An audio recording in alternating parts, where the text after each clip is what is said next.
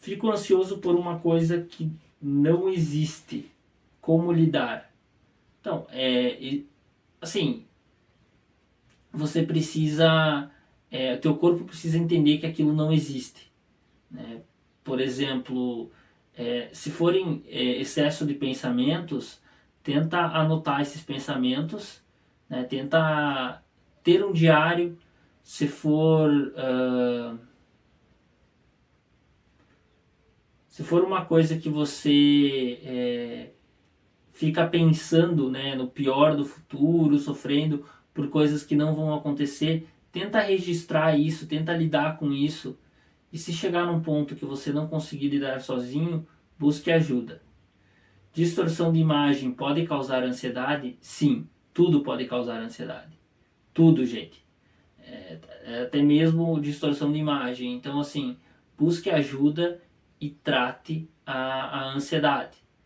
Tudo pode causar. Por exemplo, ali antes perguntou se saúde mental influencia nas ações. Tudo está conectado. É como em Dark, né, quem já assistiu Dark, que diz tudo está conectado, ou em Full Metal Alchemist Brotherhood, né, que é a versão que eu assistia de criança, que eles falam um é tudo e tudo é um. Então tudo está conectado.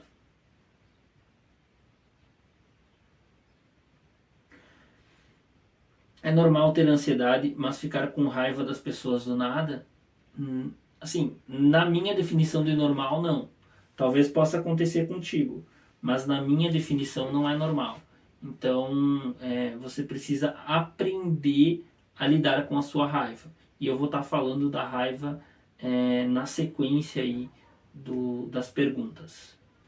A saúde mental pode ser restaurada e curada após ser seriamente afetada, ou ainda existirão sequelas e gatilhos que poderão afetar novamente.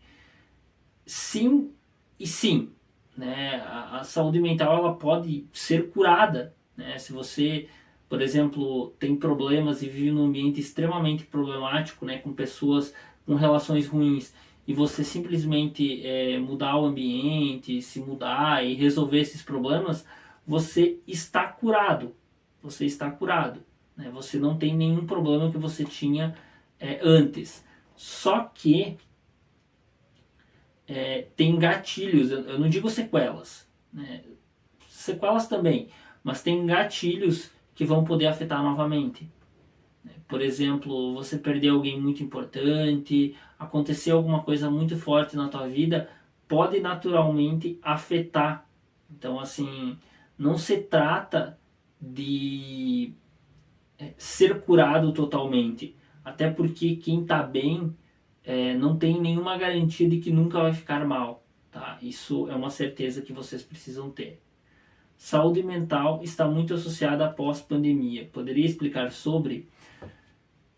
Também, né? Na verdade, está muito relacionada ao falar sobre a saúde mental. Mas a saúde mental ela já vinha ganhando importância e ela já devia ser valorizada muito antes da pandemia. Teve alguns momentos aí que a saúde mental ficou em alta e naturalmente ao ter que mudar completamente a rotina no setor pandêmico ali no 2020, vamos supor, ao mudar aí você nota essa questão. Por exemplo, nós estávamos numa rotina que nós já conhecíamos, nós sabíamos lidar, que envolvia sair de casa e fazer nossas coisas. E com a pandemia ali em 2020, nós ficamos só em casa. Não é que isso é bom ou ruim, tem as regalias de todo lado, mas nós precisamos saber lidar com isso. Então, se você saber lidar com a ansiedade na pandemia, se você conseguir lidar com isso, vai ser muito mais fácil. Então, por exemplo, ali em 2020, as pessoas que continuaram fazendo atividade física de alguma maneira, continuaram pegando um pouco de sol, continuaram tratando a saúde de alguma maneira, além de aproveitar melhor o tempo e regular uma rotina boa, essas pessoas aproveitaram bastante a pandemia. As outras pessoas que não sabiam como lidar com a pandemia, que não sabiam como fazer as coisas na pandemia, tiveram uma certa dificuldade. E as pessoas, por exemplo, com fobia social, que tem muita dificuldade de interação com as outras pessoas, elas pioraram a fobia social. Né? Teve casos aí de crianças que não conseguiram voltar para a escola depois da pandemia. Nós estamos em 2023, a pandemia foi em 2020. Teve um caso que eu estava trabalhando ali na saída do posto e não conseguiu voltar para a escola. Não conseguiu voltar para a escola de maneira alguma. Então, assim, é uma consequência, né, claro, familiar, né, de toda maneira familiar, mas em conjunto com a pandemia piorou. Porque antes da pandemia ela conseguia ir na escola. Então, como é que depois da pandemia ela não consegue? Então, a saúde mental ela ficou em alta na pós-pandemia por ter tido isso, né? Eu, por exemplo, eu saí, né, saí bastante aí na pandemia para o interior, né, que nós tínhamos alguns serviços a fazer, nós estava arrumando alguns lugares lá, então eu acabava indo ajudar meus pais. Eu tive pouco contato, assim, eu não fui em aglomeração mesmo na pandemia, mas eu tive essas saídas, então eu pegava sol, eu caminhava, né, eu tinha um espaço aberto no interior, e isso fez com que eu tivesse, né, bons resultados aí na pandemia. E depois, né, depois dessa... além disso, não depois, eu aproveitei a pandemia para aprender inglês. Então hoje eu me considero fluente já, né, porque a definição de fluente é ler bem, ouvir bem e falar mais ou menos, ou falar mal. E isso é a definição de ser fluente. A definição de ser proficiente, que daí já é mais pro lado do meu irmão, que inclusive passou numa prova de proficiência, é você dominar na fala e na escrita. Você ser proficiente num idioma. A proficiência é mais difícil que a fluência. Eu não me considero proficiente ainda. Então, continuando aqui, quiser deixar nos comentários o que você fez no período de 2020 ali na pandemia.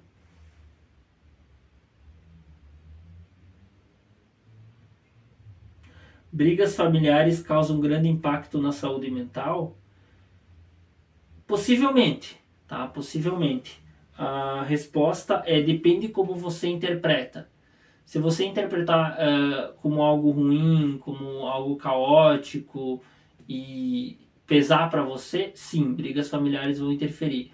Agora, se você começar a interpretar de maneira que você começar a se sentir frio em relação às brigas familiares, ou de alguma maneira elas pararem de acontecer, aí naturalmente elas não vão interferir na vida. Elas vão interferir na vida se você interpretar de alguma maneira que elas interfiram. Tá? Esse é o conceito que eu quero que vocês tenham. Se você interpretar de alguma maneira negativa, vai ser ruim para você. Se você interpretar de alguma maneira positiva, vai ser positivo para você. O positivo é que eu digo é de alguma maneira boa, né, e até mesmo indiferente. Mas eu não recomendo que você busque relações caóticas para sua vida. Eu recomendo uma coisa mais tranquila e que você lide bem com isso, com a tranquilidade, né, com um ambiente pacífico, com um ambiente harmonioso. Embora, né, não dá para falar muito porque cada família é estruturada de um jeito, de uma maneira, e eu não vou falar sobre estrutura familiar porque eu só conheço a minha. Minha estrutura familiar ela é extremamente pacífica. Como lidar com o medo de confiar? Confiando, né? Então você começa a confiar as coisas e com o tempo você começa a lidar mais com esse medo. Mas você começa confiando coisas menores. Por exemplo, você confia pequenas coisas, pequenas palavras, questões que não interferem tanto na sua vida se outras pessoas souberem, por exemplo, e depois você começa a confiar coisas maiores, você começa a confiar mais intimidade, e provavelmente isso vai ser recíproco. Então você começa a lidar com uma forma melhor de confiar e ser confiada nas pessoas. E assim, daqui a pouco eu vou falar sobre o tratamento da fobia social. Se você tiver uma dificuldade de interação social, você pode ver a fobia social. Lembrando, gente, eu estou respondendo as perguntas aqui, mas eu respondi todas as perguntas feitas em todas as salas. Então, naturalmente, eu já respondi tudo que tem aqui.